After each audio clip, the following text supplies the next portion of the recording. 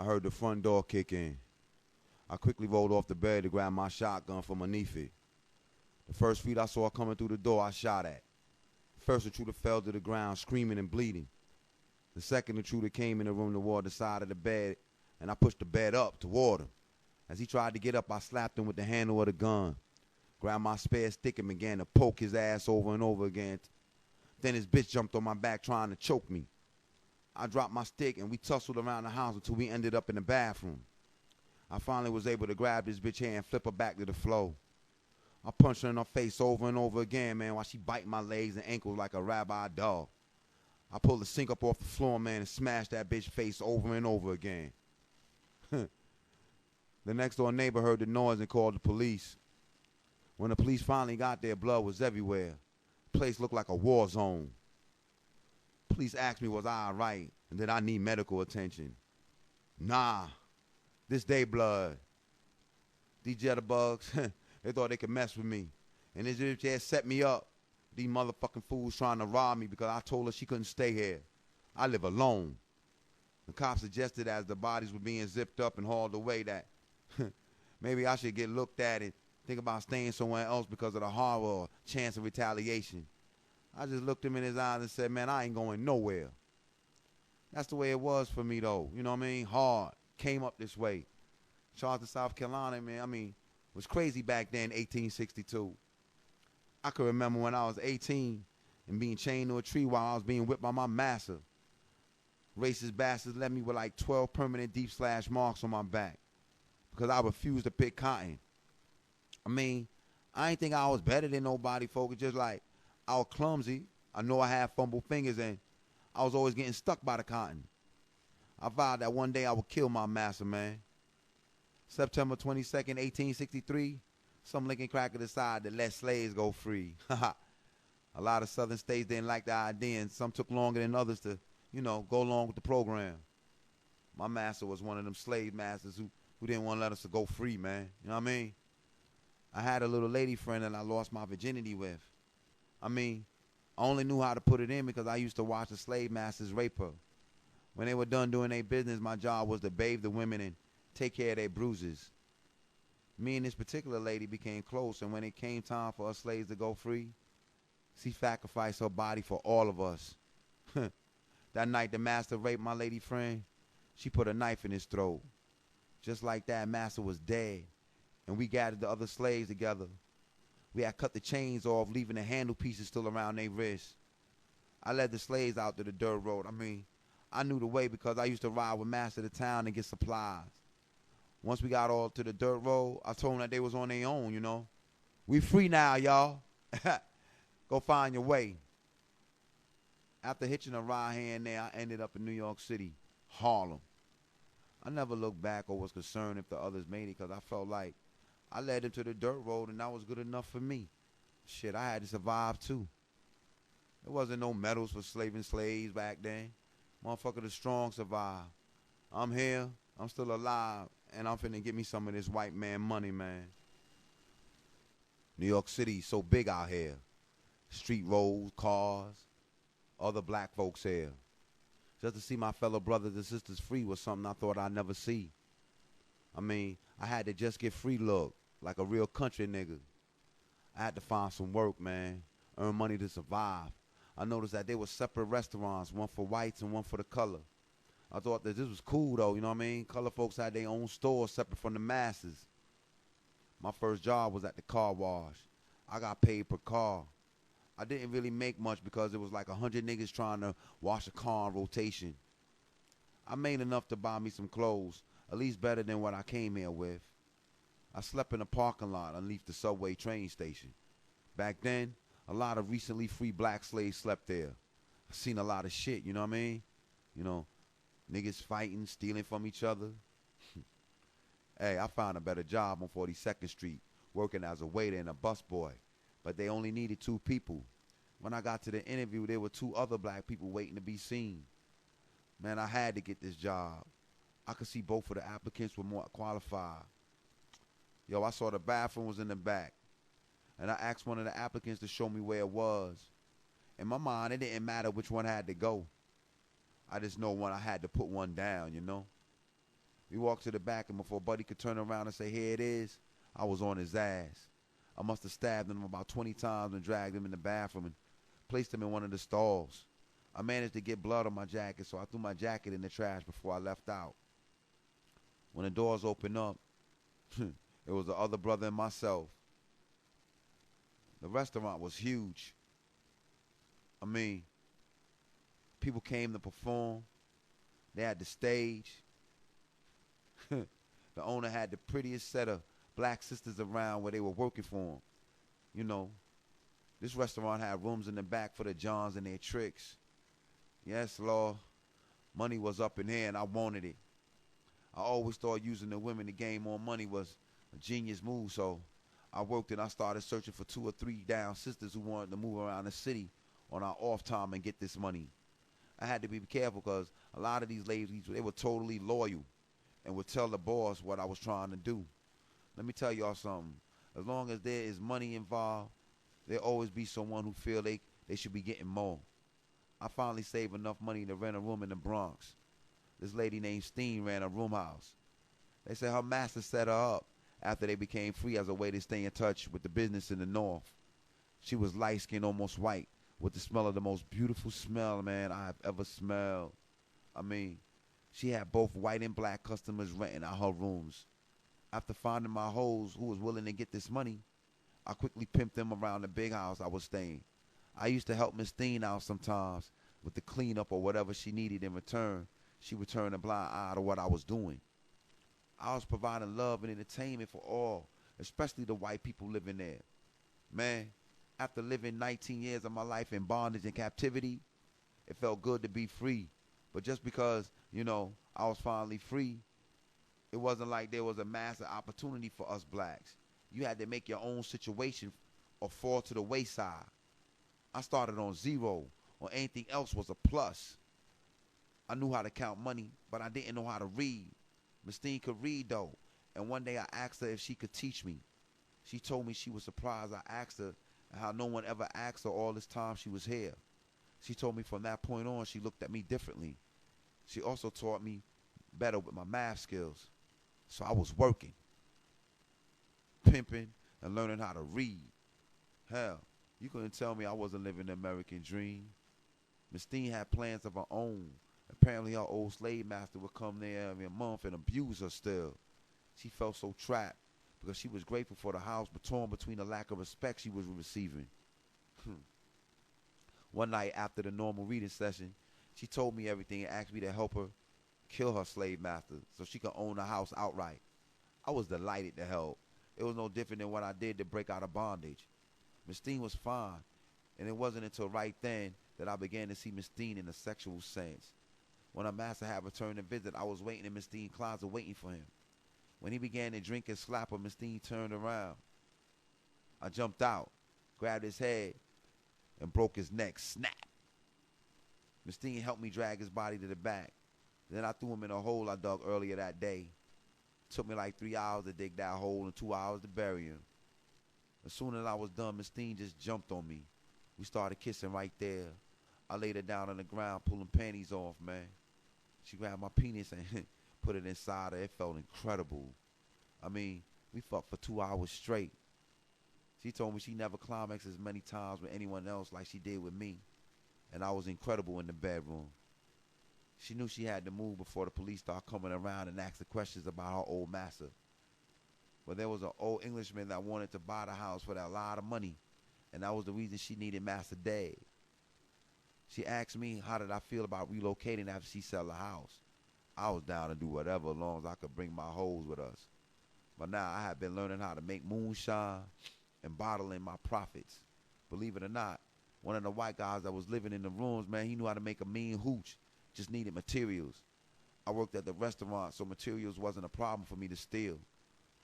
Loretta Steen was her name, man.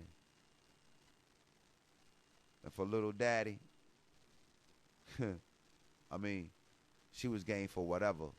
She told me that she loved me and felt like I was bound for greatness. I loved her too, and her mom was uncanny.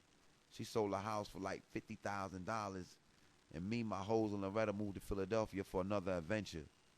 Loretta and I got married by the same preacher man she knew before we left. It felt like the right move at the time. Shit. I was a fucking slave just a couple years ago. Now I'm making moves. I'm married to a beautiful woman. And we got money, baby. I bought us a red Mustang. It was my first car. Loretta drove it. I figured she could pass for white so we wouldn't get stopped as much by the cops. I had like 5 months worth of moonshine packed and ready to sell when we get to Philly. Loretta had a family there. She had a sister that knew a big house for sale close to her. I didn't care what house we was getting as long as it was a roof, you know? We got the house for $10,000 and we began to unpack and get settled in. The first night we heard gunshots. I told everyone to duck down.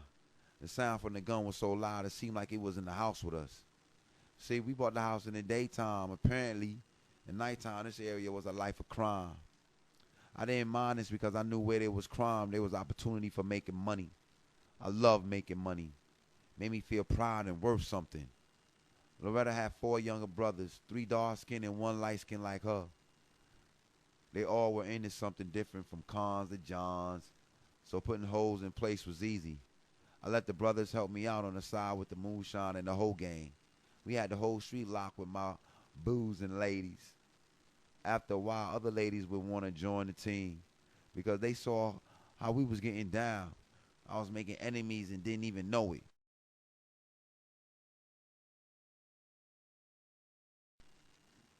Went on like this, man, for like 8 years until Loretta's brother got shot in the head. You know? I mean, he was talking shit or he knocked out the wrong guy this time, you know? Because he came back for revenge. You know what has to happen, Loretta would say to me. We got a 9-year-old and a 4-day-old baby. We can't stay here where it isn't safe. I knew that meant one or two things. Either we was going to have to move or I have to kill the threat. I didn't want to move because the money was good. You know, we knew the cops. We had most of the people respect, but Loretta was right. We can't stay no place that ain't safe. Later that night, me and one of Loretta's brothers went to the juke joint where the sibling had been shot to see if we could catch up to the buster who did it. When he arrived in the parking lot, shots rang out. One of the bullets hit my passenger window, hitting Loretta's brother in the head. I opened the door and jumped out while the car was still running. I had my hands on the 12 gauge before I jumped out, so after the car crashed into the building, I got up, started shooting toward a group of guys walking up to the car to see what was in it, you know? I put bullet holes in all 6 of them fellas standing around. People was already screaming and running after the car hit the club, but now with the gunfire, it just made the stampedes worse.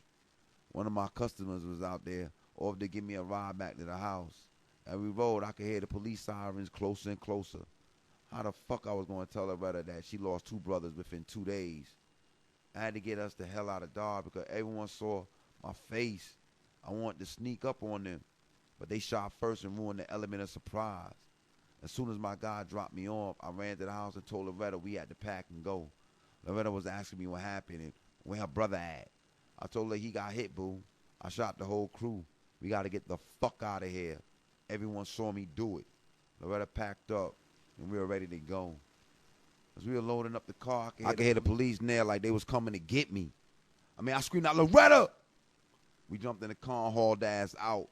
The first cop car pulled up in the yard. We was leaving out the back. I didn't have time to tell my hoes anything or Loretta's other 2 brothers. We just took off. Loretta tells me afterwards we riding that she left the gas stove running. If the pig light a match or a cigar, the whole place gonna burn down. I wouldn't have cared so much, but my hoes was still in the house. To this day, I feel that Loretta secretly wanted my hoes to die because she knows I wouldn't have left them. We had all became family. We drove to Washington, D.C., and as soon as we got there, we heard about the explosion at the house in Philadelphia that killed 19 police officers and 4 black women in the blast. I was fucked up about my hoes. Didn't feel for the pig because they were like masters always giving us trouble. I was glad to have my wife Loretta and my 2 children, and they were safe. That's all that mattered to me at that time. We had money with us, but we'd have to start fresh in D.C. from the beginning. We got a 2-room connected at the Kirkwood house. It was on the 12th Street, and it was a 5-story hotel. Loretta had a hookup there with one of her cousins. Since Loretta could pass for white, she was able to go back and forth through the hotel. But this hotel was for a white-only facility which means me and the babies got to sneak around back to get back and forth. The rooms were fancy enough, and actually it was a perfect place for me to lay low. Look, I love my family and all, but make no mistake, I'm an ex-runaway slave. I won't hesitate to do what I have to do to leave them here to survive. Loretta's cousin had the hookup at this hotel because the boss wanted her to find someone black to kill the vice president, Andrew Johnson. But the plan got changed, and Abraham Lincoln became the target instead. It's now 1874, and according to the print, heroin has become the new epidemic, or gold mine to another eye. This so-called boss wanted a black guy to move heroin for them. If I agree, I would be the first black guy with this drug on the market. In addition, I was guaranteed to make $1 million a month. The boss was even offering me a $500,000 upfront cash along with the product. Let's face it, I couldn't refuse. I mean, the cousin knew everything thanks to Loretta's big-ass mouth and being so trustworthy. For the money, there's no limit to what someone will or will not do. If I say yes, I'll be the richest that I've ever been in my life. The downside was I had to push the heroin in the black communities here in D.C. I was supposed to push this poison only in the black community. The word came from the higher up. I thought that just meant a different guy in their ranks, but Loretta told me it was from the White House. Ulysses S. Grant apparently was on a different mission. Ulysses wanted to be responsible for finding a wonder pain pill, but needed to try it out on a human being to get the drug approved. If the drug did not work, he could blame it on someone in the black community as its creator. But if it had great effect, he would be rich and go down in history as the president that found the miracle pill. Fuck, this was going to keep my baby safe and well fed. So I agreed to the terms, and the boss told me how to make this poison called heroin, as well as give the formula in my hand on a carbon copy paper. This facility I was in, man, was clearly state of the art. The government had the best materials to do everything. When I finally got on the street with this drug, it was on. Everyone wanted it. It was known as the feel-good drug. And after a few weeks of giving his products halfway, shit, DC was hooked and begging me for more. I was giving away pills, but I learned how to put it in a needle and into their veins. I learned that this was the best effect. I would sell the required amount and then charge people to, to fix them up. Special. Hey. Every now and then, Loretta would have me fix her up. I didn't know everything about this drug, only how to make it. The after effects like the addiction or the crazy mind state that you be in. I wasn't aware of it. I used to fix Loretta up all the time, and she claimed she loved it. Neither of us really, realized the danger of what we were using, just making money and enjoying each other. I got to fix her up every once in a while, but Loretta was becoming an everyday user.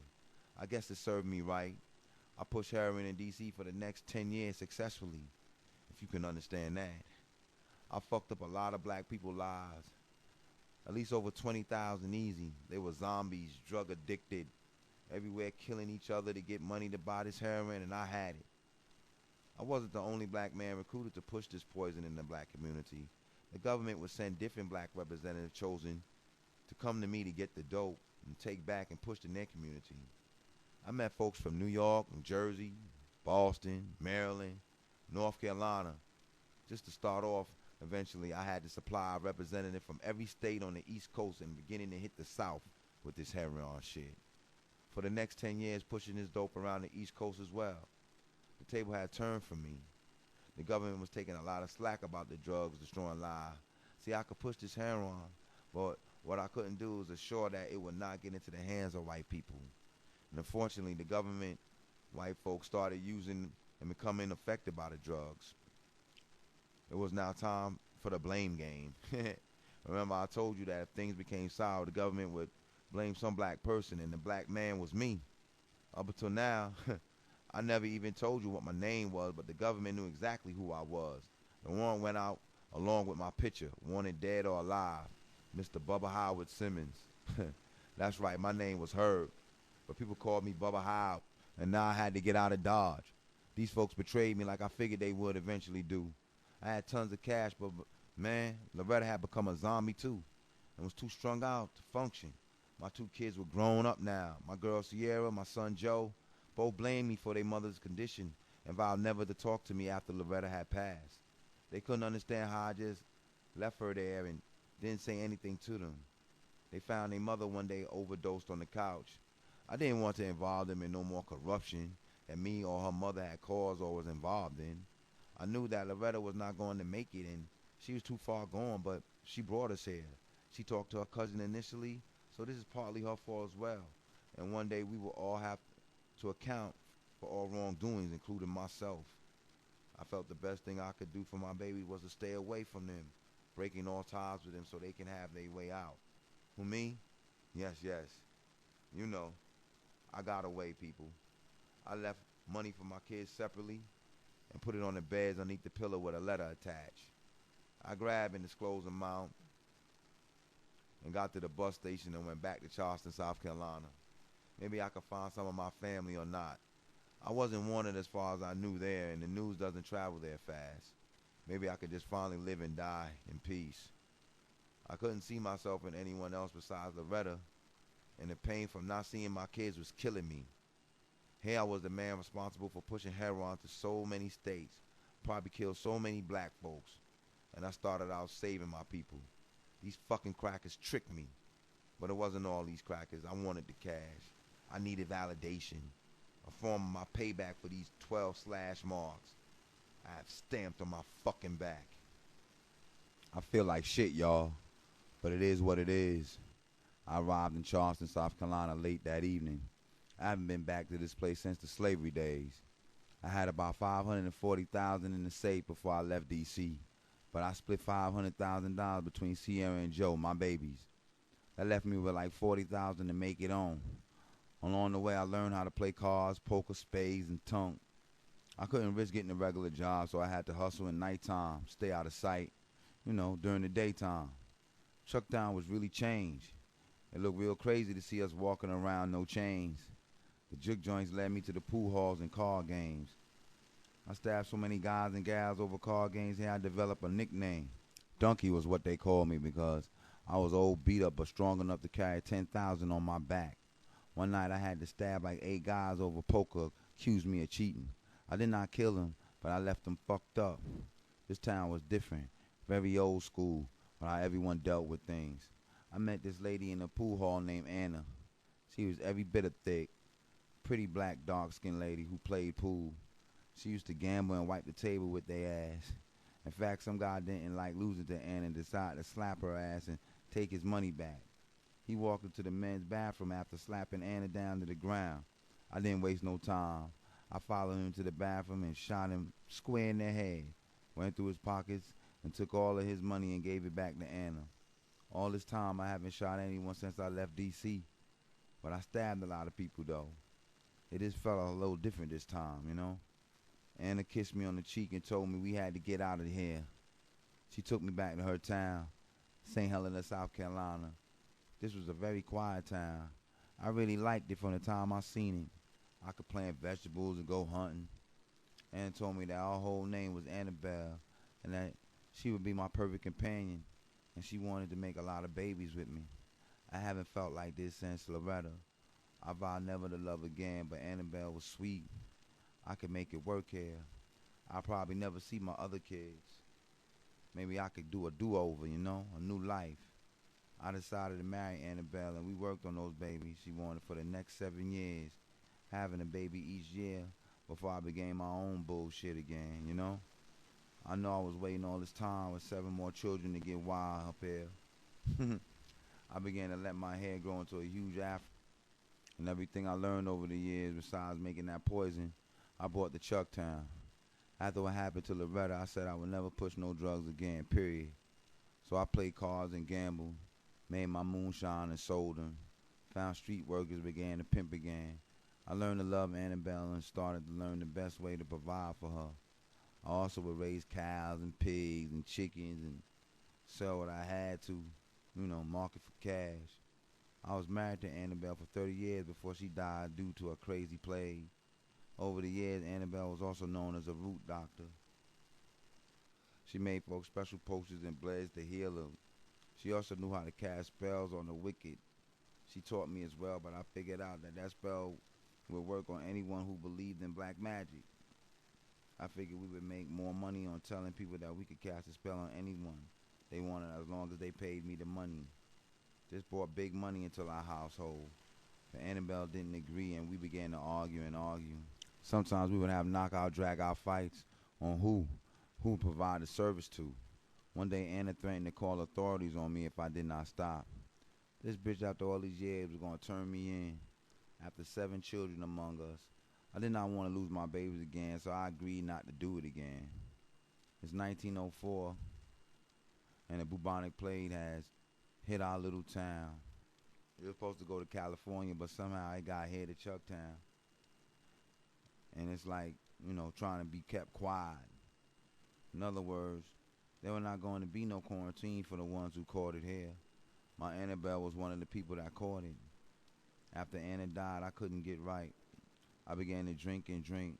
My babies would find me half casted out my mind. And some of them felt like I casted a spell on their mama while they walked on eggshells around me. I stayed in the house and just smoked my pipe and drunk my moonshine. My kids would come around from time to time to make sure I had food in the house or just check on me. Somehow one of my children was able to take over and run Anna and our estate, so the access to the money I once had was gone. It was for the best before I gambled it all away. I really love Annabelle, and the thought that my own babies thought I would put a cast or some type of spell on her drove me crazy. I still sold my moonshine strong, but pimp game was off these days. When I had my crazy spell, shit, life went on. Hoes needed to eat. They couldn't wait on me, man. All I had to do was keep doing what I wanted to do. Go back to these motherfucking root doctor rules. I figured with Anna being dead, I would respect her house, so I saved enough to catch up a fucking bus ticket to Savannah. A lady that I met at Car House told me about a housing community in Savannah was available. I only let one of my children know that I was even going to go there.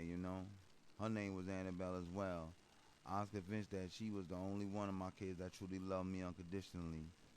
See, now I liked the idea, but I didn't let her know until I checked out into the house there in Savannah. I told her that I was grown and not to worry. I could take care of myself, trust me. Before you knew it, I was back selling my root, casting my spells, and whoever paid me the cash.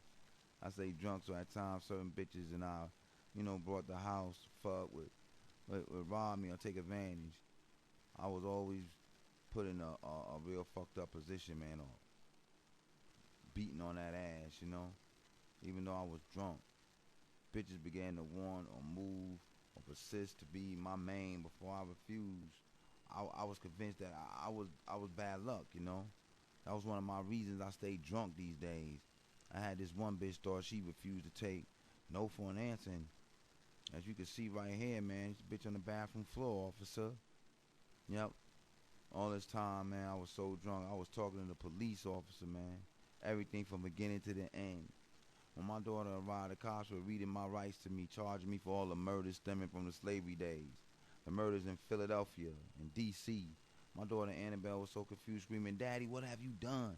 I said, "Too much, baby. Daddy gonna die for all the people I killed." And the pigs were putting the cuffs on me. Annabelle rushed toward them. I screamed, "No, no." It was too late. The pigs shot her. They shot my baby girl over 20 times. By the time the commotion was over, man, I was gone. I hated I had to lose another child for my freedom, but that would have made her death be in vain. I would make it up in another way.